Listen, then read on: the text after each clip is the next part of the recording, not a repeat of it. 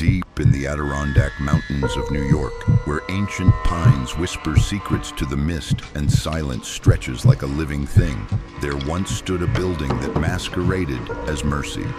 The Scoville Asylum, perched on the edge of treacherous gorges, promised healing to society's forgotten souls. But between autumn 1899 and winter 1907, something far more sinister than madness stalked its sterile corridors. 55 patients entered those imposing Gothic doors during what locals would later call the vanishing years. 55 names carefully recorded in leather-bound admission ledgers. 55 souls who simply disappeared from the record as if they had never drawn breath at all. The official explanation blamed a tragic fire, claiming their remains were unrecoverable. But deathbed confessions, charred shipping manifests, and a janitor's horrifying discovery in the incinerator ash tell a different story entirely. What investigators would eventually uncover was not just medical malpractice, but an operation that fed on human lives to satisfy the appetites of wealthy patrons who had developed a taste for the forbidden. Before we go on, tell me in the comments where you are watching from. If this is your first time here, subscribe so you don't miss the truths history tried to bury. This was not just crime. This was a systematic harvest that turned patients into provisions, operated by a respected man of science who served his exclusive clientele delicacies that no respectable kitchen would dare prepare. To reach Scoville Asylum in those days, one had to brave a single winding dirt road that snaked through miles of untamed wilderness. The journey from the nearest settlement, the tiny hamlet of Mill Creek, took 3 hours by carriage on a good day, longer when autumn rains turned the path into a treacherous, muddy scar through the forest. This was not an accident of geography. This was careful design. The asylum sat like a fortress on a natural plateau surrounded by dense old growth pines that blocked out the sun even at midday.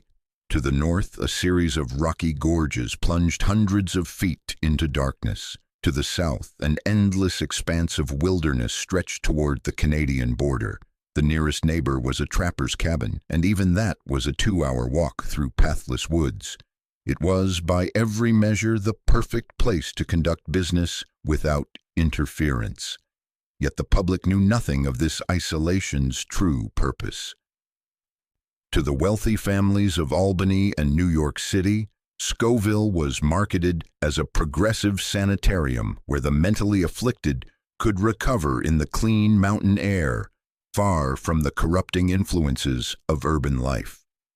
Elegant brochures featured watercolor illustrations of patients strolling through manicured gardens, taking therapeutic baths, and dining in sun-drenched conservatories. The reality was starkly different. The building itself was a monument to contradictions. The public facade presented neo-Gothic grandeur, all soaring arches and stained glass windows that caught the mountain light beautifully. But behind the ornate entrance hall, the architecture shifted abruptly to cold industrial efficiency. Narrow corridors lined with white tile, steel doors with viewing slots, a maze of basement rooms connected by steam pipes and ventilation ducts that carried sounds and smells throughout the building like a circulatory system. The grounds told their own story. While promotional materials boasted of healing gardens and walking paths, visitors would have noticed that the few maintained areas were concentrated near the front entrance. Beyond that carefully tended zone, the landscape grew wild and ominous. Overgrown service roads disappeared into the forest, outbuildings crouched in shadows between towering pines, and always the thin column of smoke rising from the incinerator stack, visible from miles away like a beacon in the wilderness. The local population of Mill Creek had learned not to ask too many questions about their wealthy neighbor. The asylum provided jobs for a handful of locals, drivers, and groundskeepers, mostly. Men who made the treacherous journey up the mountain road and returned each evening with money in their pockets and silence on their lips. When pressed by curious wives or drinking companions, they would speak only of the director's generosity and the patient's obvious comfort. They had been well trained in the art of looking the other way. Winter transformed the asylum into something even more forbidding. Snow blocked the single road for months at a time, cutting the facility off completely from the outside world. During these frozen months, no visitors could arrive unannounced, no surprise inspections could occur, and no patients could be removed by concerned relatives.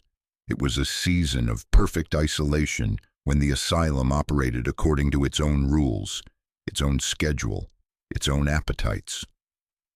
This isolation wasn't a flaw in the design, it was the entire point.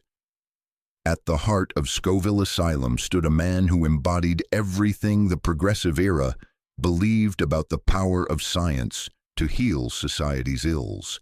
Dr. Alistair Finch was, by all accounts, a brilliant physician whose credentials gleamed like polished silver, graduate of Harvard Medical School, published researcher in the emerging field of dietary therapy, respected member of the American Medical Association. His papers on metabolic purging had earned praise from colleagues across the continent, and wealthy families competed for placement in his exclusive care. Finch cut an impressive figure in his starched white coat, moving through the asylum's corridors with the confident stride of a man who believed absolutely in his own genius. Tall and lean, with penetrating gray eyes and prematurely silver hair, he possessed the kind of magnetic charisma that made patients trust him instantly and donors open their wallets without question. When he spoke of his revolutionary treatments, his voice carried the authority of a man who had gazed into the mysteries of the human body and found answers that lesser minds could not grasp. His public philosophy was elegant in its simplicity. Mental illness, he argued, stemmed from toxins that accumulated in the body through improper diet and insufficient purging. By carefully controlling what patients consumed and regularly cleansing their systems, he could restore not just their physical health, but their mental equilibrium as well. It was a theory that appealed to wealthy families desperate for hope and scientific enough to satisfy the medical establishment's hunger for innovation. But Finch did not work alone in his isolated kingdom. His most trusted lieutenant was Nurse Agnes Poole, a woman whose efficiency was matched only by her absolute devotion to the doctor's methods. Poole had arrived at Scoville in the asylum's earliest days, and over the years had become something far more than a head nurse. She controlled patient intake, maintained all medical records, and supervised the staff with iron discipline. Nothing happened at Scoville without her knowledge and approval. Where Finch was charismatic and inspiring, Poole was cold and methodical. She moved through the asylum like a ghost, her soft-soled shoes making no sound on the tile floors, her pale eyes missing nothing. Patients learned to fear her more than the doctor himself, for while Finch might speak to them with gentle authority, Poole's silence carried an unmistakable threat. She knew which patients had family who might ask questions, and which had been forgotten by the world outside. Below them in the hierarchy worked a small staff of carefully chosen individuals. There was Tommy Walsh, the groundskeeper, a simple man whose loyalty could be purchased with steady wages and kind words. His job was to maintain the gardens and grounds, but more importantly to see nothing unusual and remember even less. Tommy had worked at Scoville for 6 years, and in all that time had never once asked why the incinerator burned so frequently or why certain areas of the basement were off-limits to his cleaning duties. The most crucial member of the staff, though he did not know it at first, was Elias Thorne. A young man from a respectable but poor family, Elias had taken the position of junior janitor because it offered steady work and clean lodging. He was intelligent, observant, and possessed of a moral compass that would prove to be both his greatest asset and his most dangerous liability. While other staff members learned to ignore inconsistencies and accept generous pay without question, Elias found himself increasingly troubled by things he could not quite understand. There were others, of course, kitchen staff who prepared meals according to precise instructions, without asking why certain ingredients were never ordered in quantities that matched the patient population. Orderlies who transported patients between wards and asked no questions about why some rooms remained perpetually empty while others seemed to cycle through occupants with disturbing frequency. A bookkeeper who balanced accounts that included enormous payments from anonymous benefactors alongside modest expenses for standard hospital supplies. Each member of this carefully assembled team played their role in maintaining the asylum's facade of respectability. They had been chosen not just for their skills, but for their willingness to accept that some questions were better left unasked. In return, they received wages far above what they could earn elsewhere, comfortable accommodations, and the security of working for one of the region's most respected medical facilities. His methods were unorthodox, but his results, he claimed, were miraculous. Winter 1899 brought the first patient who would truly test the boundaries of Dr. Finch's revolutionary treatment. Daniel Pittman arrived at Scoville on a bitter February morning, transported by county officials who seemed eager to be rid of their burden. He was a man of perhaps 40 years, though the ravages of what the admission forms termed severe melancholia had aged him beyond his time. More importantly for Finch's purposes, Pittman had no family, no friends, no one in the world who might come asking questions about his progress or demanding to see him. The official record, maintained in Nurse Poole's precise handwriting, documented Pittman's arrival and his initial assessment. Subject to fits of violent despair, the notes read, requiring immediate dietary intervention and metabolic cleansing. Dr. Finch had personally examined the new patient and prescribed a regimen of therapeutic fasting followed by carefully controlled refeeding.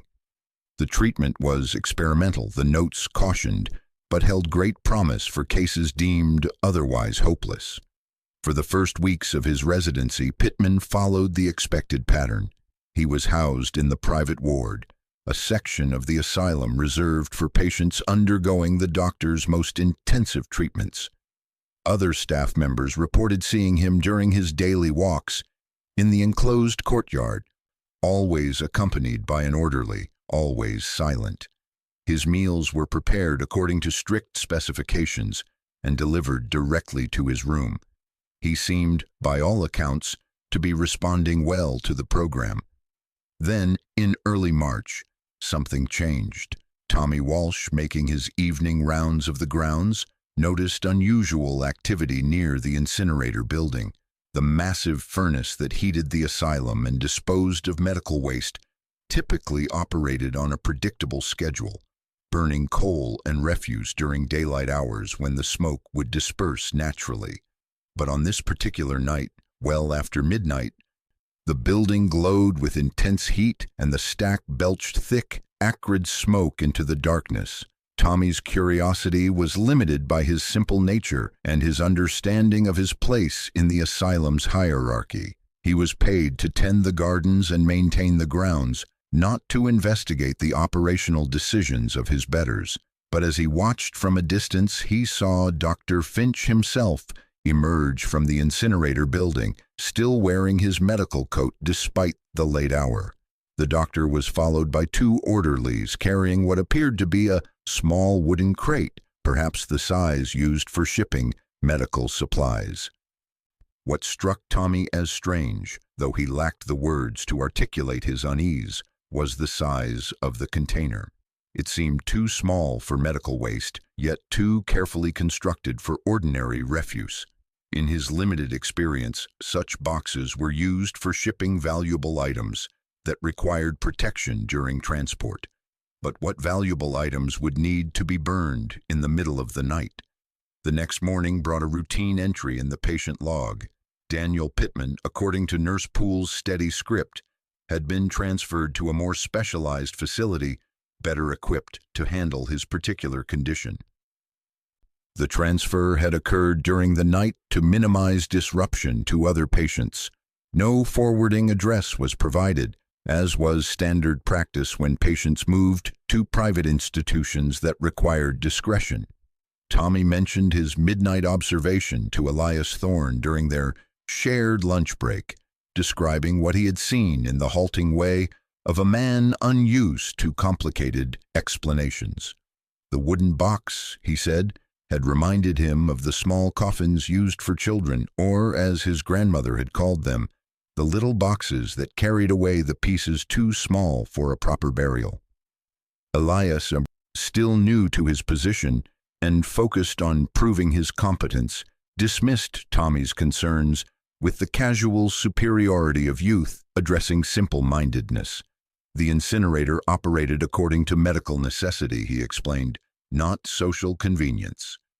If Dr. Finch chose to dispose of contaminated materials during nighttime hours, that was surely a decision based on scientific principles beyond their understanding.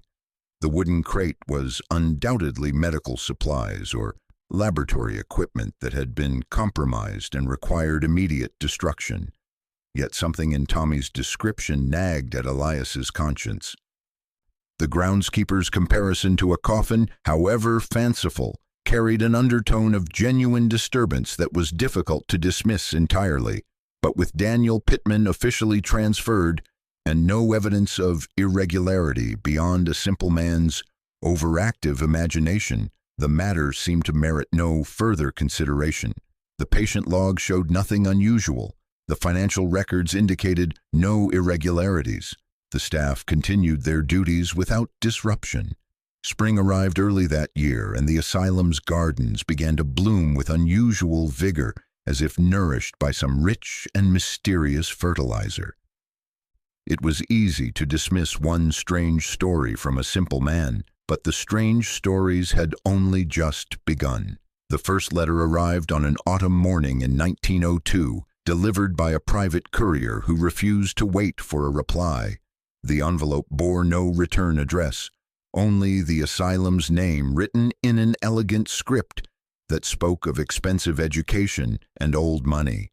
But it was the wax seal that caught Dr. Finch's attention, a deep golden disc impressed with the intertwined letters A and C, surrounded by what appeared to be laurel leaves. Elias Thorne, tasked with delivering the morning correspondence to the doctor's private study, noticed how Finch's demeanor changed upon seeing that particular envelope. The usual brisk efficiency of his movements slowed to something more deliberate, almost reverent. He dismissed Elias with an uncharacteristic curtness and closed the study door firmly behind him. Within weeks of that first letter, a pattern emerged. Every month, sometimes twice, the same elegant stationery would arrive, bearing the golden seal. Each delivery was followed by periods of intense activity in the asylum's basement laboratories, areas that were strictly off-limits to all staff except Nurse Poole and the doctor himself.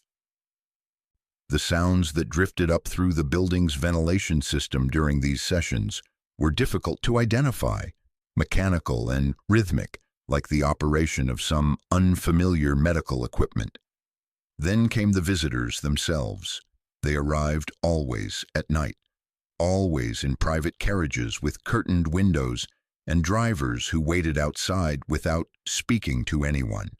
The guests never registered at the front desk, never toured the public areas of the facility, never spoke to patients or staff. Instead, they were escorted directly to Dr. Finch's private quarters through a side entrance that connected to his personal study. Elias, cleaning the corridors during these nocturnal visits, caught fragments of conversation that made little sense to him at the time.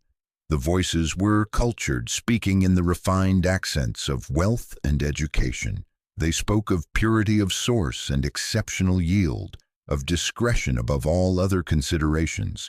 There were references to membership fees and special assessments, to quotas that needed to be met and standards that must be maintained. Most disturbing were the meals that accompanied these visits.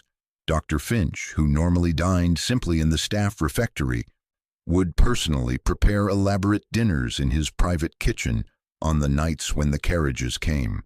The aromas that drifted from his quarters were unlike anything served elsewhere in the asylum, rich and complex, suggesting delicacies that would have been difficult to procure in the remote Adirondacks. The morning after each visit brought its own mysteries. Patients who had been housed in the private ward would be noted in the logs as having succumbed to their illnesses during the night. Natural deaths, the records always indicated, brought on by the advanced stages of their conditions. The timing seemed coincidental. But Elias began to notice a pattern. The deaths always occurred on nights when the golden sealed letters had arrived, when the curtained carriages had made their secret journeys up the mountain road. The financial implications of these visits became apparent when Elias, emptying wastebaskets in the administrative offices, discovered fragments of correspondence that Nurse Poole had attempted to destroy. The pieces of paper bore letterhead with that same golden A and C monogram, along with references to payments that dwarfed the asylum's normal operating expenses. There were mentions of membership dues, special assessments, and quarterly deliveries that would ensure continued access to what the letters referred to as exclusive provisions. The patients were the raw material, but the finished product was served on a silver platter. What Elias Thorne would eventually piece together through months of careful observation and growing horror was a system so methodical in its brutality that it operated with the efficiency of any other medical procedure. Dr. Finch had not simply lost his moral compass, he had engineered an entire operation that transformed human suffering into profit with surgical precision. The selection process began with Nurse Poole's meticulous review of new admissions. She maintained what she called the isolation registry, a private ledger that cataloged patients according to their connections to the outside world. Those with concerned relatives, regular visitors, or legal guardians were housed in the main ward, where they received actual medical care. But patients who arrived friendless and forgotten, those deemed incurable by county physicians or abandoned by families who could no longer cope, found themselves assigned to the private wing where Dr. Finch's most experimental treatments took place. The private wing operated under different rules entirely. Patients there were subjected to what Finch termed intensive metabolic therapy, a regimen that isolated them from all contact with the general population while supposedly purging toxins from their systems. In reality, this isolation served a more sinister purpose. It allowed the doctor to begin the conditioning process that would prepare them for their ultimate fate. The treatment itself was elegantly simple in its deception. Patients were placed on severely restricted diets, allegedly to cleanse their systems of harmful substances that contributed to their mental distress.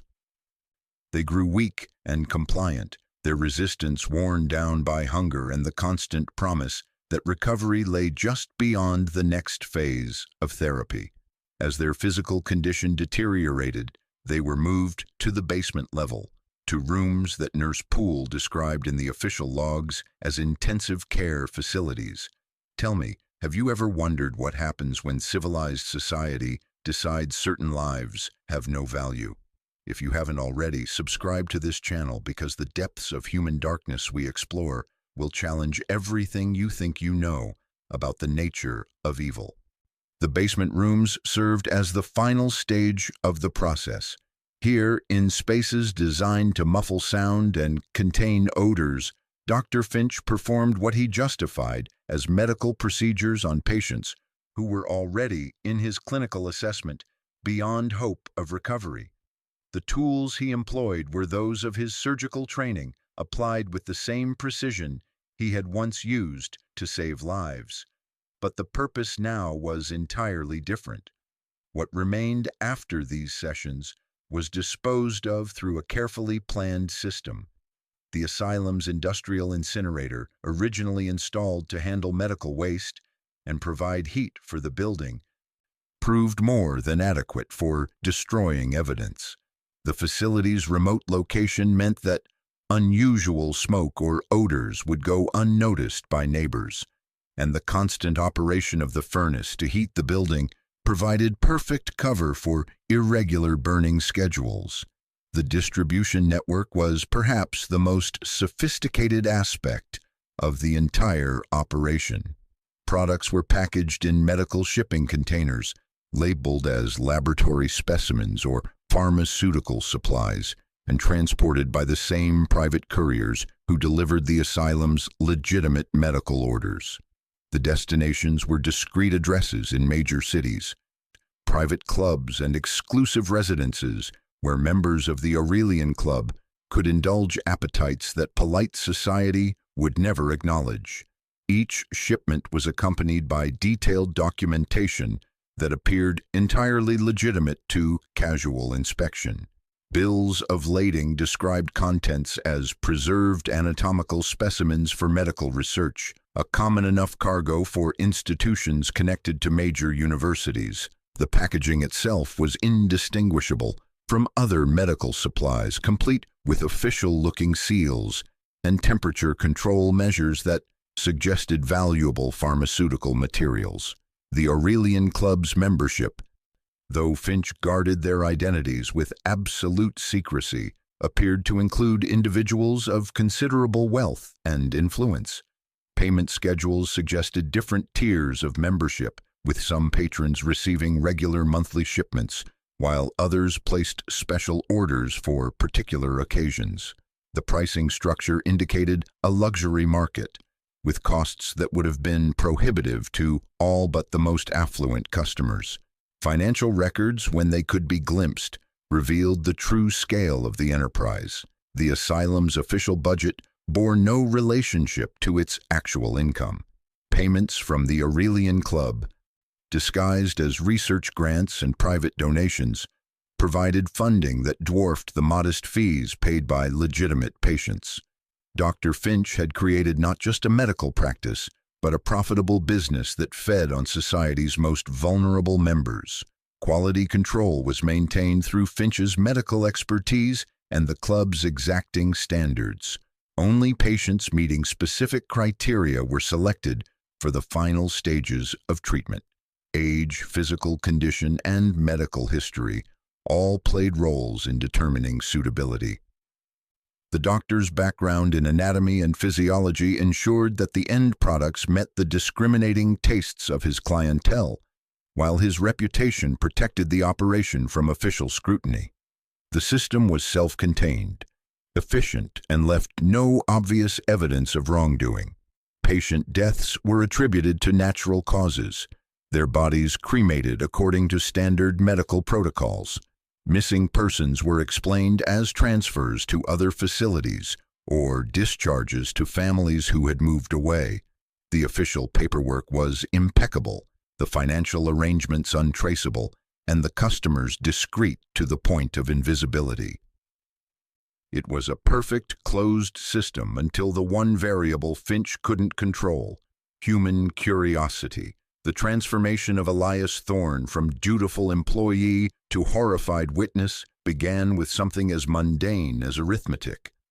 By the spring of 1905, his responsibilities had expanded to include inventory management for the asylum's supply orders. It was routine work, checking deliveries against purchase orders, ensuring that medical supplies reached their intended destinations.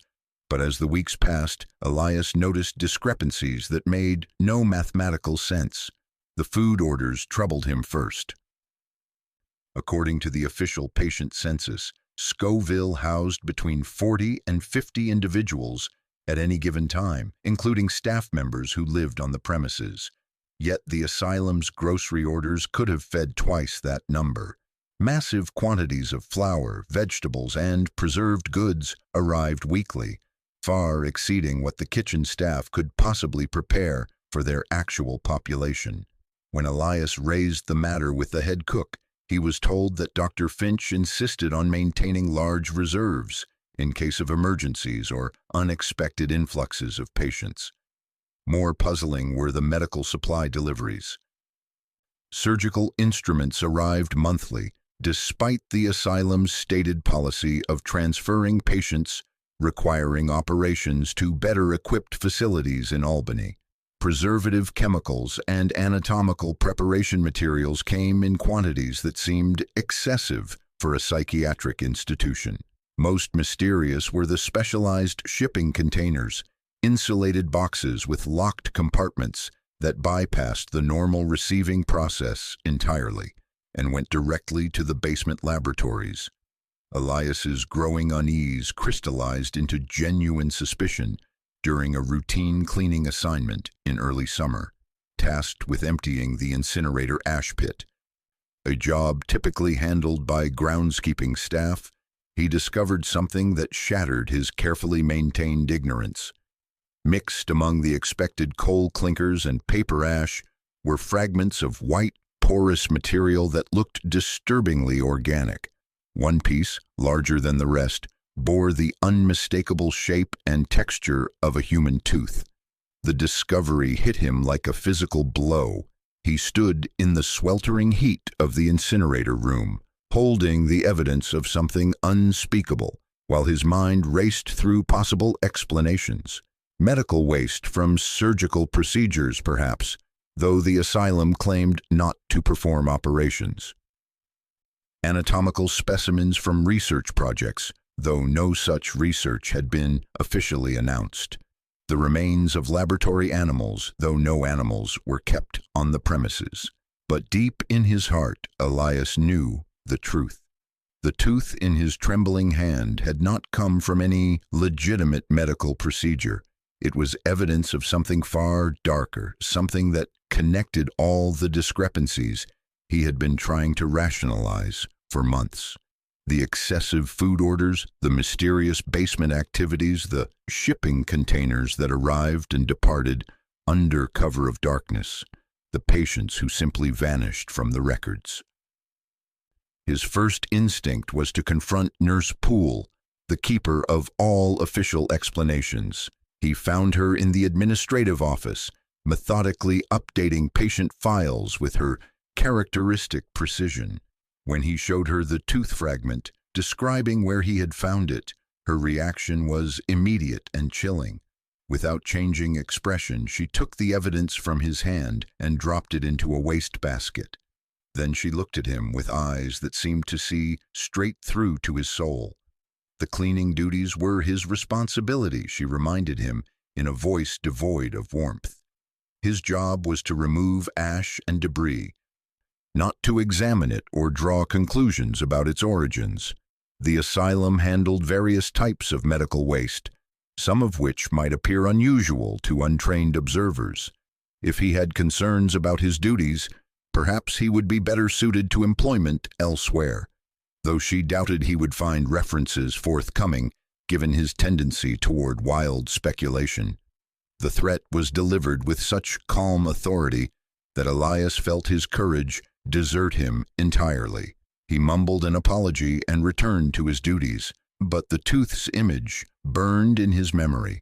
That night, lying in his narrow staff quarters, he realized that his comfortable world of willful ignorance had collapsed forever. He was no longer just a janitor cleaning an asylum. He was a witness to atrocities, complicit through his silence in horrors he could barely comprehend. The next morning brought fresh evidence of the truth he had been avoiding. Cleaning the corridors before dawn, he encountered one of the kitchen staff emerging from the basement stairwell, pushing a wheeled cart covered with stained linens. The man's face was pale and drawn, his hands shaking as he maneuvered the cart toward the laundry rooms. When their eyes met, Elias saw the same haunted recognition he felt in his own soul, the look of someone who had seen too much and understood exactly what it meant. But understanding the truth and acting upon it were entirely different challenges. Elias faced the terrifying reality that he was trapped in an institution run by monsters, surrounded by staff who were either complicit or too frightened to speak. The nearest town was hours away through treacherous mountain roads. The local sheriff was a political appointee who owed his position to the same wealthy interests that supported the asylum. Days passed in mounting anguish as Elias wrestled with his conscience and his fear. He continued his duties mechanically, but every aspect of asylum life now carried sinister implications. The smell of the incinerator became nauseating. The sounds from the basement took on horrifying significance. The sight of patients being escorted to the private wing filled him with dread for their fates. Finally, unable to bear the weight of his knowledge alone, Elias made a desperate decision.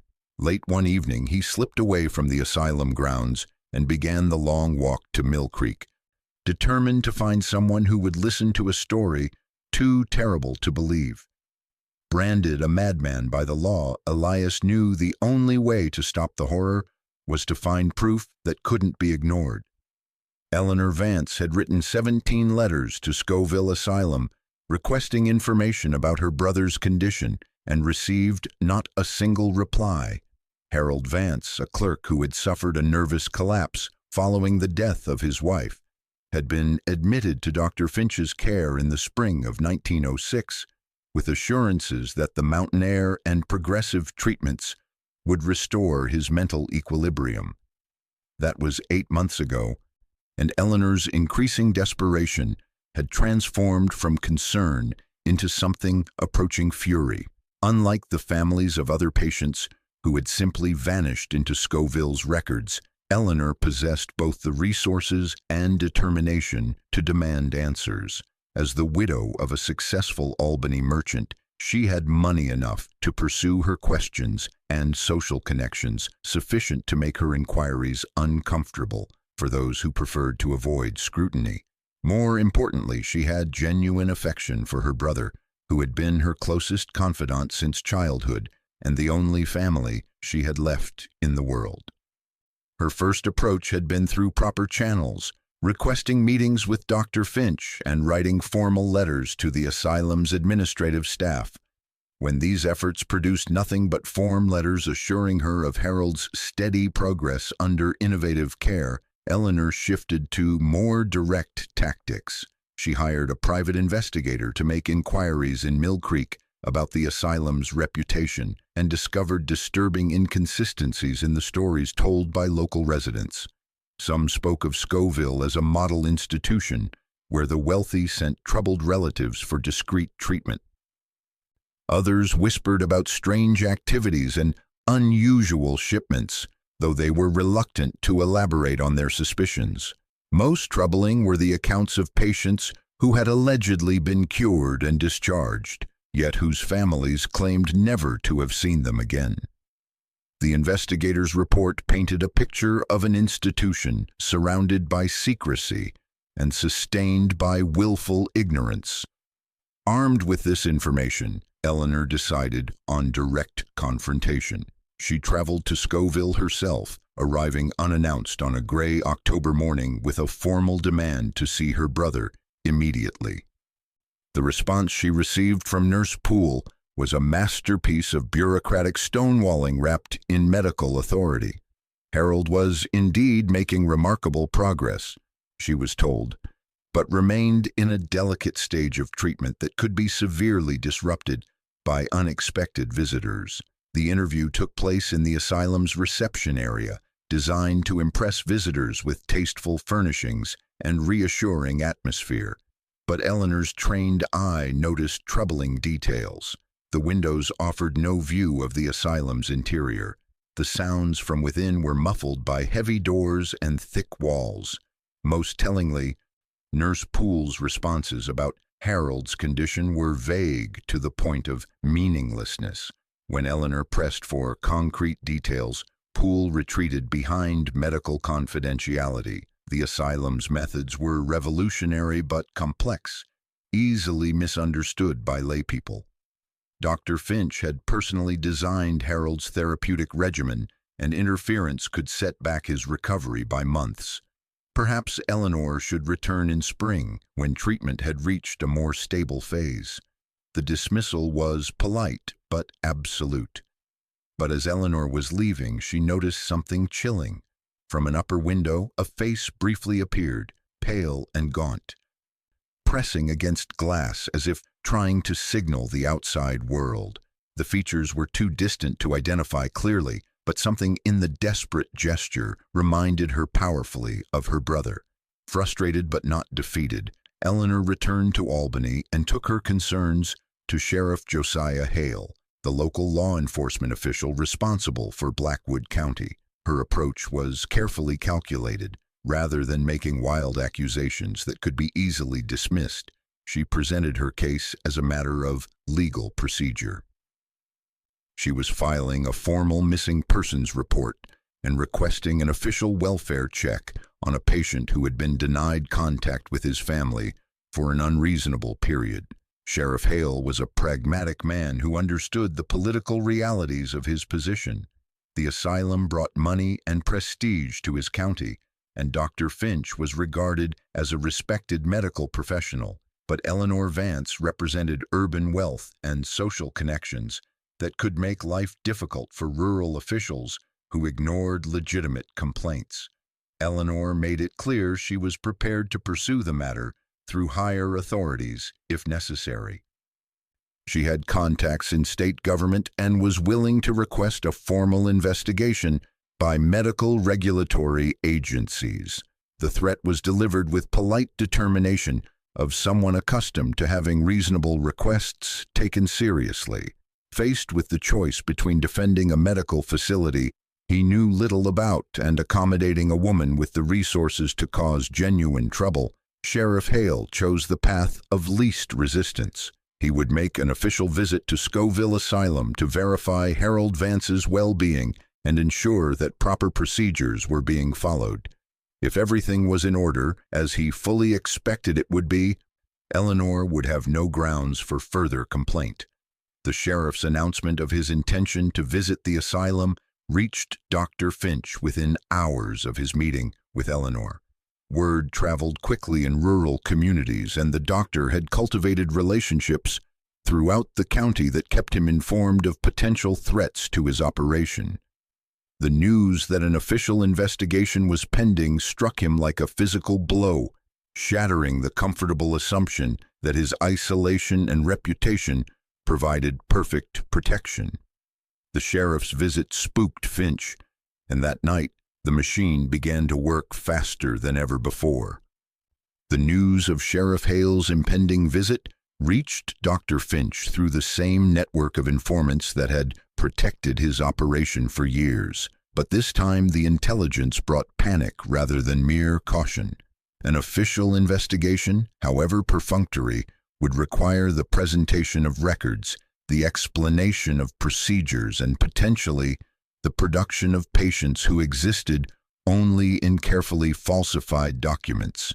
For the first time since establishing his operation, Finch faced the possibility that his elaborate deceptions might crumble under even casual scrutiny. In the hours following the sheriff's announcement, the asylum transformed into a scene of barely controlled chaos. Nurse Poole moved through the corridors with unprecedented urgency, gathering files and ledgers that documented the true scope of their activities. Orderlies were dispatched to the basement laboratories with instructions to clean and sterilize every surface, removing any trace of the procedures that had taken place there. The incinerator burned continuously, consuming evidence that had accumulated over years of systematic operations. It was during this frantic period of destruction that Elias Thorne made his most dangerous decision, watching the systematic elimination of proof. Knowing that within days all evidence of the asylum's crimes would be reduced to ash and carefully constructed lies, he realized that this might be his only opportunity to obtain the documentation needed to expose the truth. While the staff focused on their assigned tasks of concealment, Elias slipped away from his cleaning duties and made his way to Dr. Finch's private study. The doctor's personal office occupied a corner of the asylum's administrative wing, its heavy oak door typically locked against unauthorized entry. But in the current crisis, normal security procedures had been abandoned in favor of urgent document destruction. Elias found the door standing open, revealing an interior that spoke of wealth and refinement, far beyond what the asylum's official budget could support. Persian rugs covered polished hardwood floors, leather-bound volumes filled mahogany shelves, and crystal decanters reflected the light from expensive gas fixtures. More importantly, the doctor's desk was covered with papers that had been hastily gathered for review and possible destruction. Among these documents, Elias discovered something that would provide the missing piece of the puzzle he had been trying to solve for months. The Finch household accounts ledger, bound in green leather and locked with a small brass clasp, contained the financial records that revealed the true scale and scope of the operation. The ledger's pages told a story of systematic profit derived from human misery. Regular payments from sources identified only as AC appeared monthly, sometimes twice monthly, in amounts that dwarfed the asylum's legitimate income.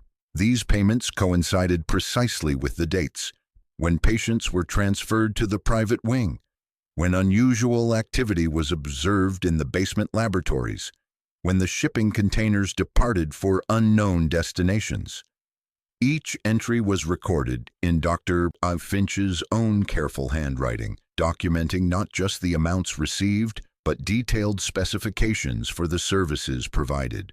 Quality grades, preparation methods, packaging requirements, delivery schedules, all recorded with the clinical precision of a medical professional conducting legitimate business.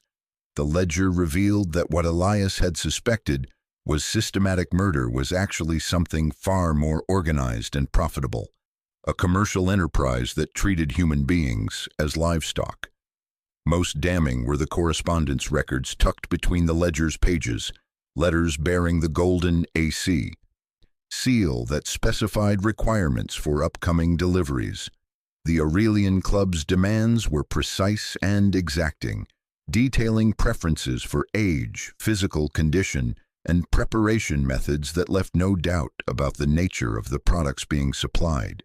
These were not the records of a mad doctor conducting deranged experiments, but the business documents of a supplier serving discriminating customers. The scope of the financial arrangements stunned Elias. The payments recorded in the ledger represented more money than he had ever imagined, enough to explain the asylum's luxurious appointments, the staff's generous wages, and Dr. Finch's apparent indifference to the modest fees paid by legitimate patients. The operation was not just profitable, it was enormously successful by any business standard. Understanding that he had only minutes before his absence would be noticed, Elias made a desperate choice. Rather than attempting to remove the ledger, which would certainly be missed, he carefully extracted several of the most incriminating pages and tucked them inside his shirt. Then, hearing footsteps approaching in the corridor outside, he quickly restored the remaining documents to their original positions and slipped out through a side door that led to the asylum's laundry facilities. His heart pounding with terror and excitement, Elias made his way to the abandoned storage room where he had previously hidden during his moments of contemplation. There, behind a loose stone in the old chimney flue, he concealed the stolen pages alongside the tooth fragment he had saved from the incinerator ash. If anything happened to him, if he mysteriously disappeared like so many others, at least some evidence of the truth would remain for future investigators to discover.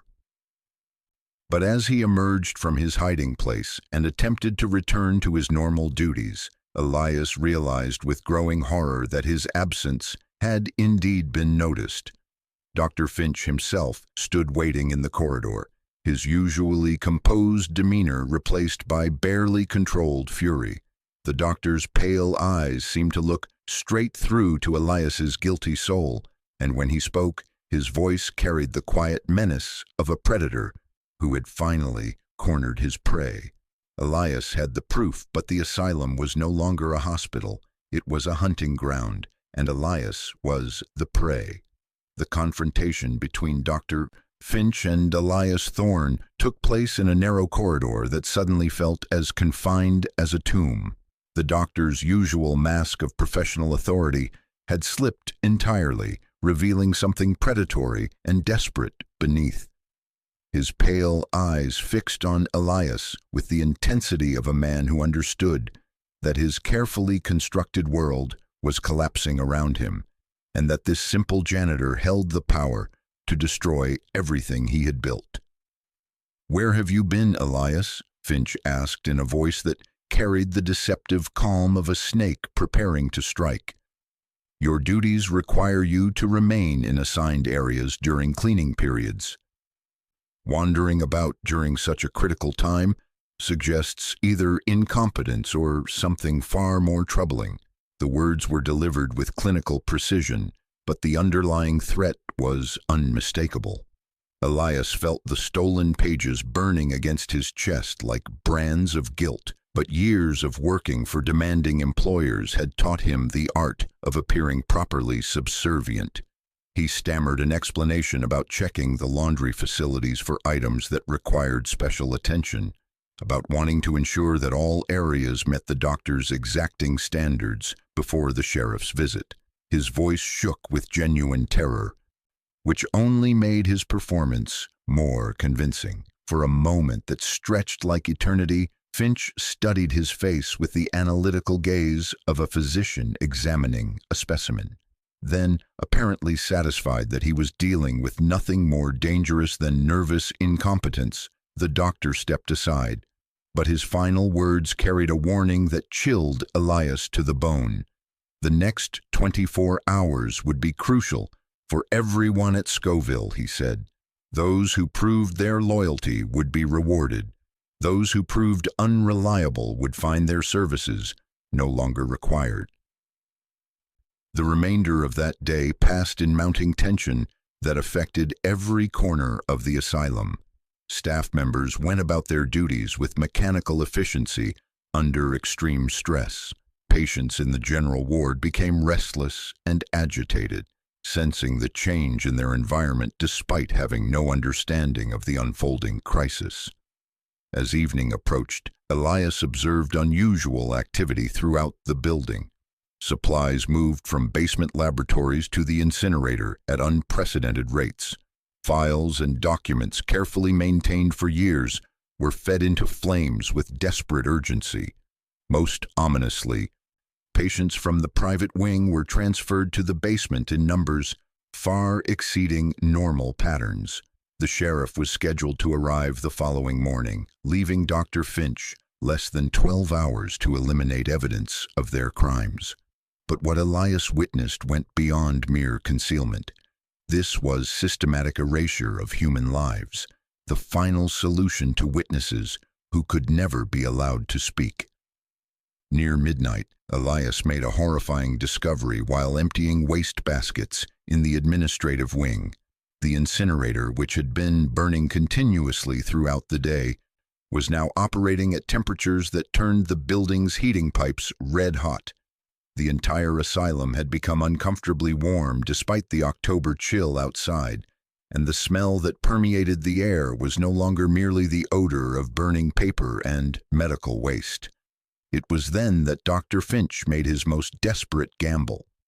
Rather than simply murdering remaining witnesses, he decided to create a disaster that would explain the disappearance of evidence, staff, and patients in one catastrophic event.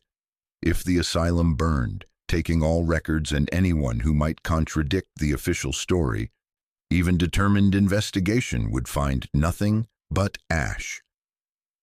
The fire began in the records room shortly after 2 a.m, apparently started by an overheated gas fixture. Within minutes, flames spread through the administrative wing with speed, suggesting careful preparation rather than accident. The asylum's fire alarm system failed, leaving residents to discover danger through smoke smell and flame glow. Chaos erupted as patients were roused and herded toward exits, leading into the freezing mountain night. Staff rushed through corridors, ostensibly helping evacuations, but actually ensuring certain individuals never reached safety. In the confusion, it would be impossible to determine who died in the fire and who vanished in darkness. Elias, awakened by screams and burning wood smell, immediately understood what was happening. The fire was not accident but final concealment, designed to eliminate everyone who might threaten Dr. Finch's secrets. As flames spread with unnatural speed, he realized he had minutes to escape before the asylum became his tomb. Fighting through smoke-filled corridors, Elias encountered Dr. Finch and Nurse Poole near the main entrance, directing evacuations with calm medical authority. But their positioning allowed them to control who escaped and who remained trapped. When Finch spotted Elias among evacuees, his eyes narrowed with murderous intent. The final confrontation took place on the asylum's front steps as flames consumed the building behind them. Finch struck Elias down with a heavy brass candlestick. As consciousness faded, Elias saw the doctor and his accomplice climbing into a waiting carriage, while patients screamed in the burning building. Sheriff Hale arrived at dawn to find the heart of Scoville Asylum reduced to smoldering ruins and the surrounding snow stained with soot and worse things. The official count of victims would eventually reach 57 souls, though the intense heat of the fire made identification of remains impossible. When the sun rose, the heart of the asylum was ash, and the man who built it was gone without a trace. The state investigation into the Scoville Asylum fire began with impressive speed and concluded with even more impressive finality. Within 72 hours of Sheriff Hale's initial report, a team of investigators from Albany descended upon the smoking ruins with all the authority and expertise that official tragedy demanded.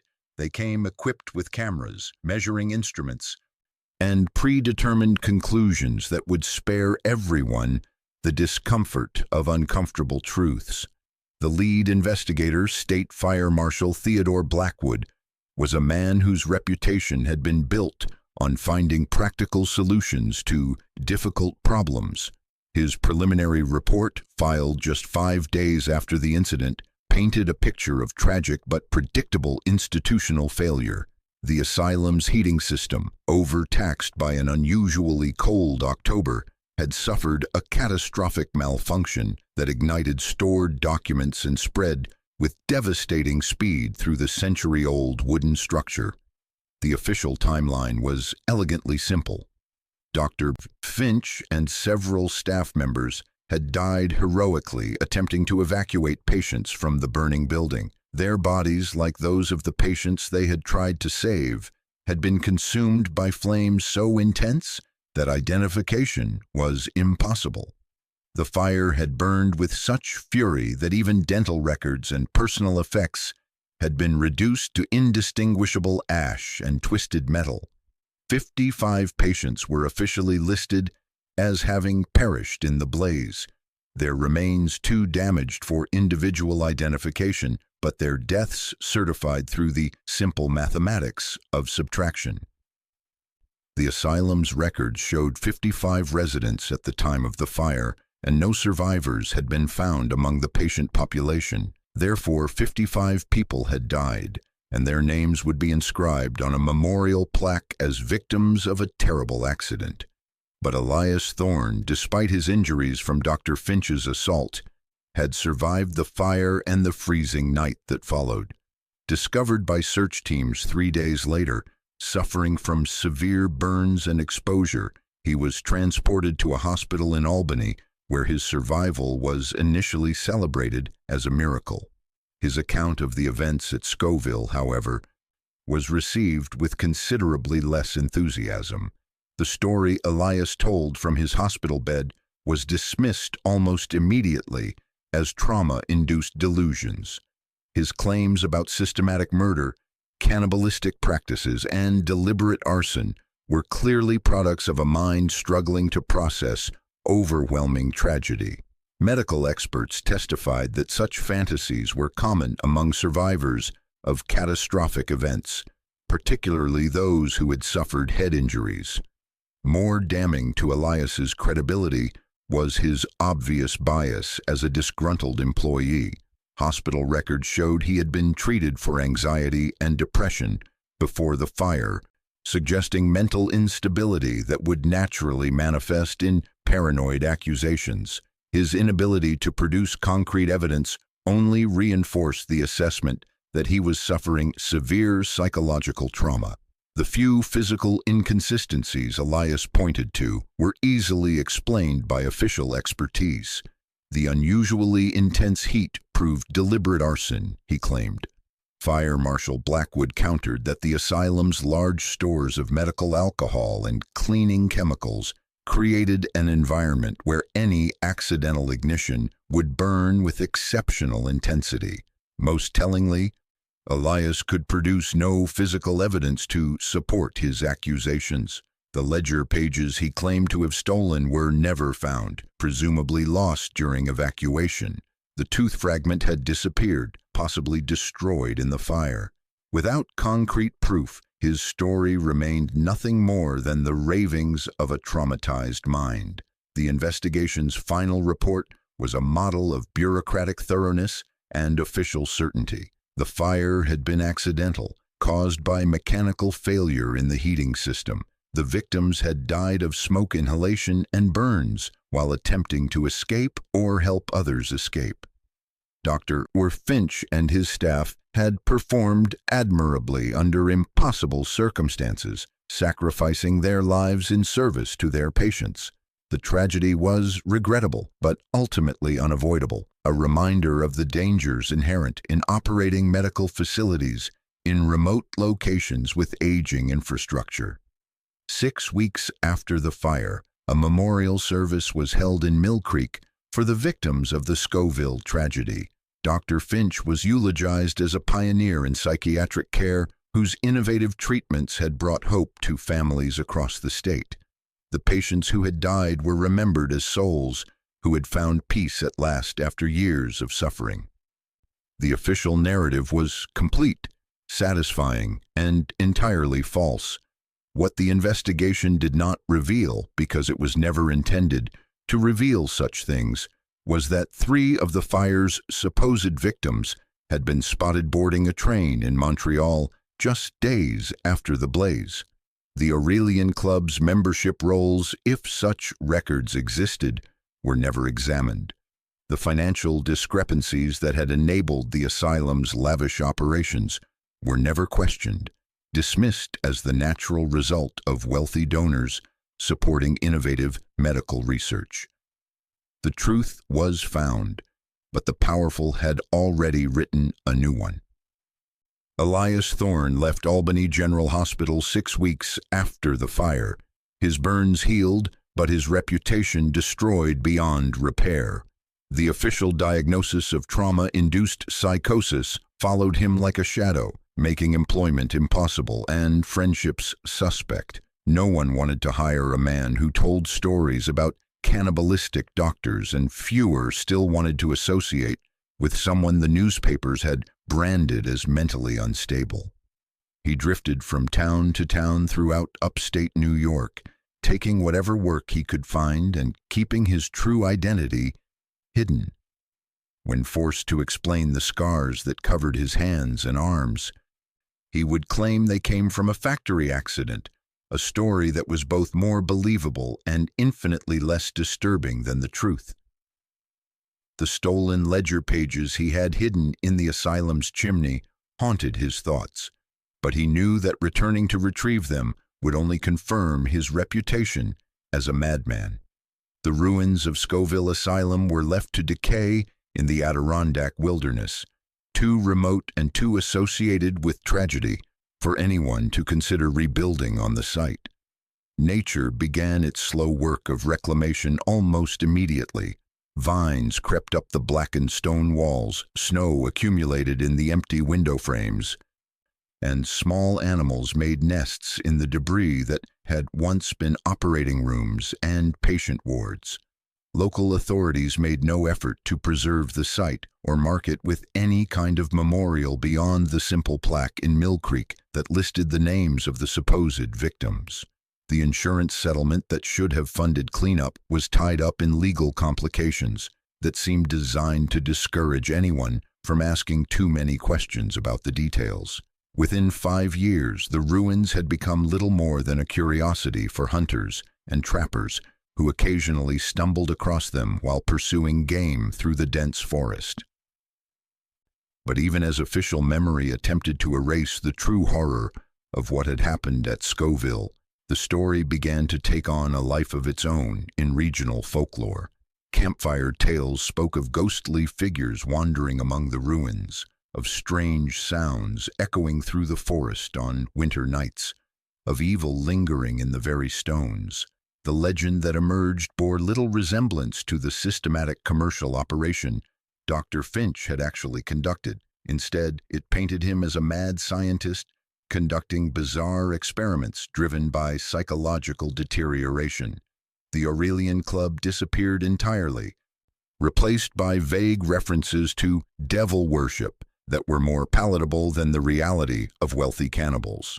This transformation served those who orchestrated the cover-up perfectly. A ghost story posed no threat to reputations or bank accounts. Urban explorers who ventured to the ruins found nothing more dangerous than unstable masonry. The real horror had been sanitized into entertainment, dulled by repetition until it became just another local legend. Tommy Walsh, the simple groundskeeper who had witnessed so much but understood so little, never spoke of his experiences. He found work at a farm outside Mill Creek and lived quietly until his death in 1923.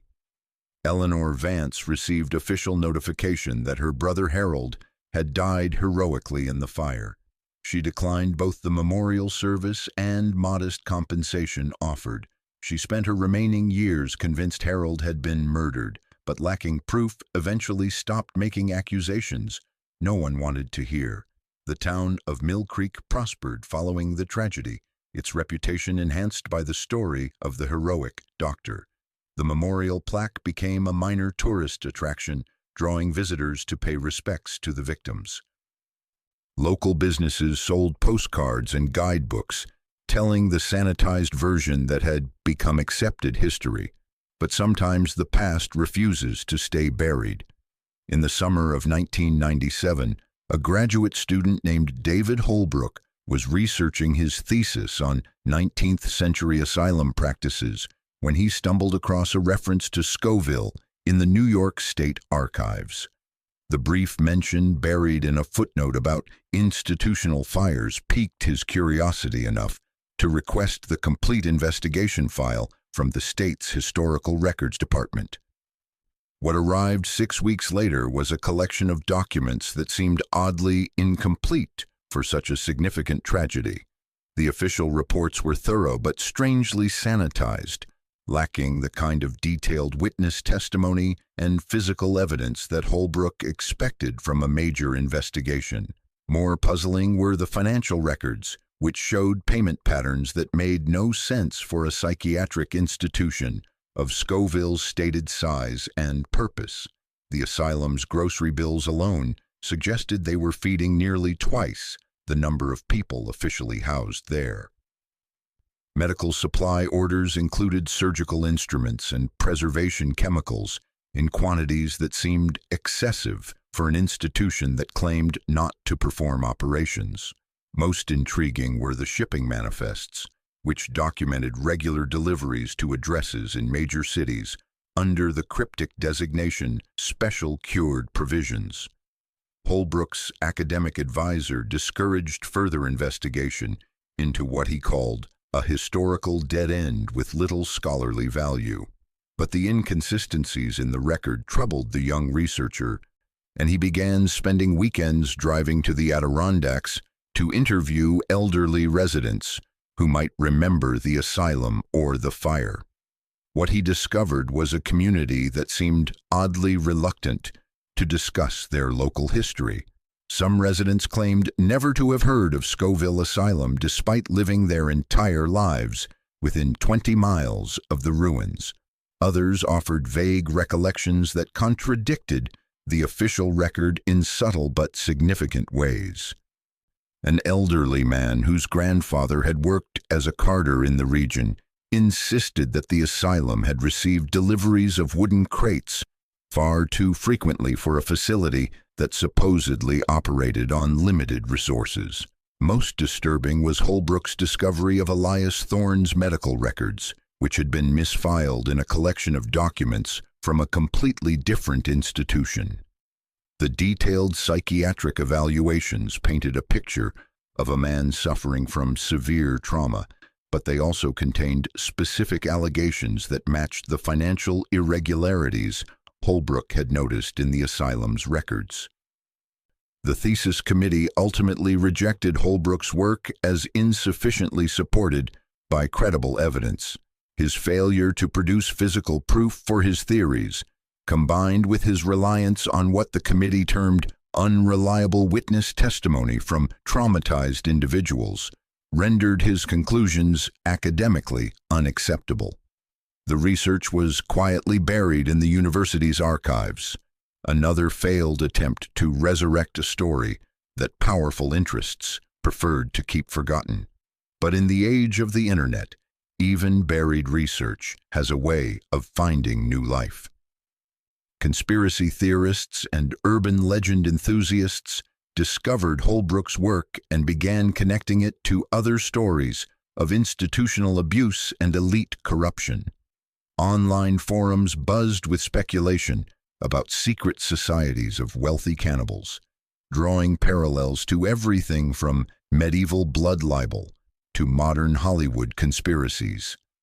The story of Scoville Asylum became entangled with a dozen other legends about the powerful preying upon the powerless.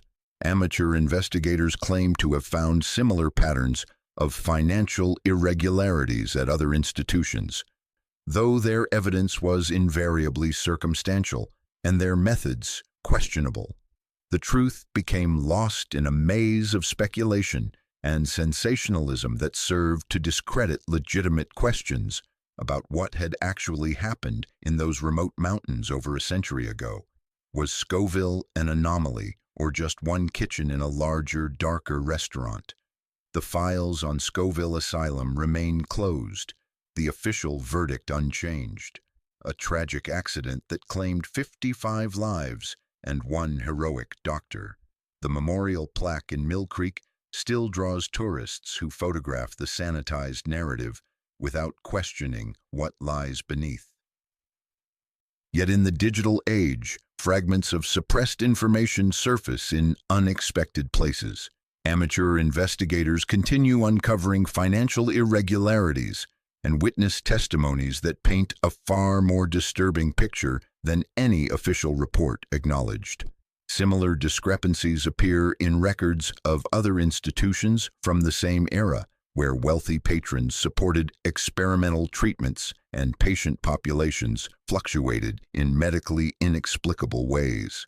The Aurelian Club left no membership rolls for historians to discover, but the appetite it represented, the hunger that drove civilized people to consume society's most vulnerable members, that hunger has never disappeared.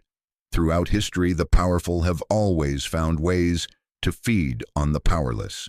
The true horror of Scoville, if the allegations are believed, is not that it happened, but that it represents something timeless in human nature.